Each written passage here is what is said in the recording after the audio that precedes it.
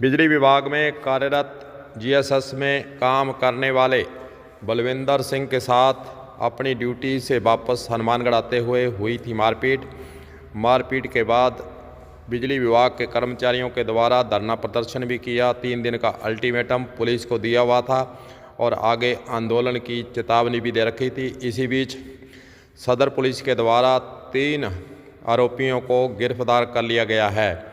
इस घटना में शामिल जो 3 आरोपी हैं उनके नाम हैं अमनदीप उर्फ बब्बू सन ऑफ वीर सिंह रामदासिया, विक्रम उर्फ विक्की हेतराम भाट जंडावाली के रहने वाले हैं और राजू पुत्र यशपाल भाट ये सुरेशिया का तीसरा रहने वाला है। तीनों को गिरफ्तार कर लिया है। पूछताछ इनसे जारी है और पूछताछ के बाद फिर कोर्ट के अंदर इनको पेश किया जाएगा।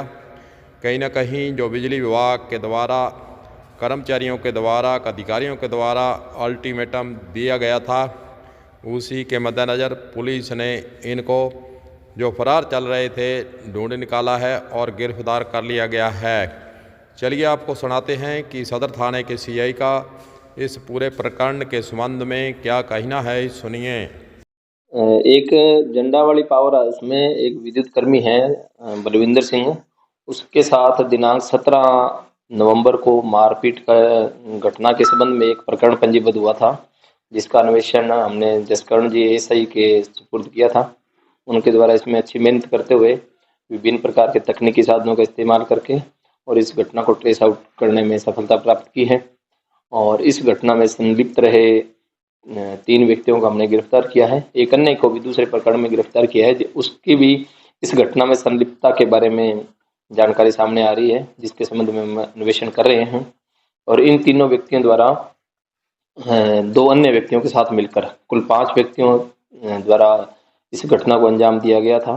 और 5वां व्यक्ति है अभी पकड़ से बाहर है और वो गिरफ्तारी के डर से फरार चल रहा है।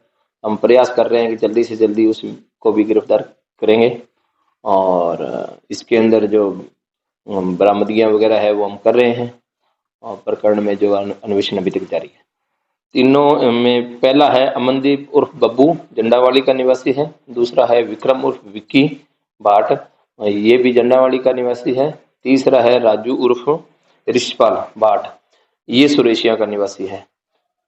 इनको गिरफ्तार कर लिया गया है और आज हम माननीय न्यायालय में पेश करेंगे। अभी तक तो जेल भेजने का ही है।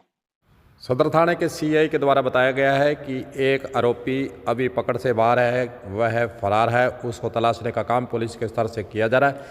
4 पकड़े हैं और एक अन्य केस के अंदर और 3 सीधे इस केस से जो जुड़े हुए हैं उनको पकड़ा गया है। कलम न्यूज़ के लिए गुरदेव सिंह सैनी की हनुमानगढ़ से खास रिपोर्ट।